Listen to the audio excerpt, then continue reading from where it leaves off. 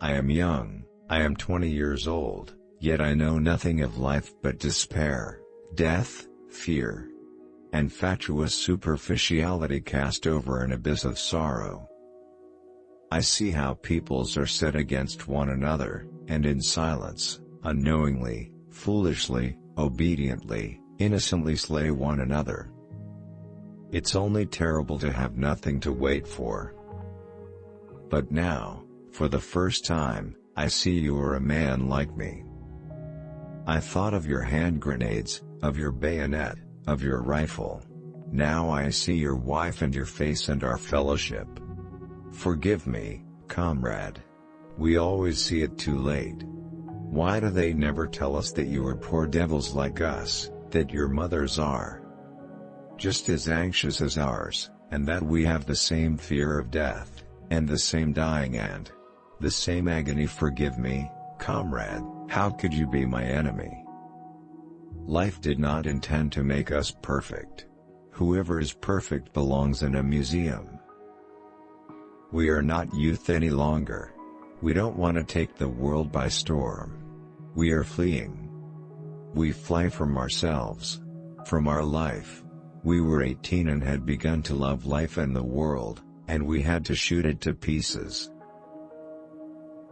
It is very queer that the unhappiness of the world is so often brought on by small men. We are forlorn like children, and experience like old men. We are crude and sorrowful and superficial. I believe we are lost. We were all at once terribly alone, and alone we must see it through. I did not want to think so much about her. I wanted to take her as an unexpected, delightful gift that had come and would go again, nothing more. I meant not to give room to the thought that it could ever be more. I knew too well that all love has the desire for eternity, and that therein lies its eternal torment. Nothing lasts. Nothing. This book is to be neither an accusation nor a confession, and least of all an adventure. For death is not an adventure to those who stand face to face with it. It will try simply to tell of a generation of men who, even though they may have escaped shells, were destroyed by the war.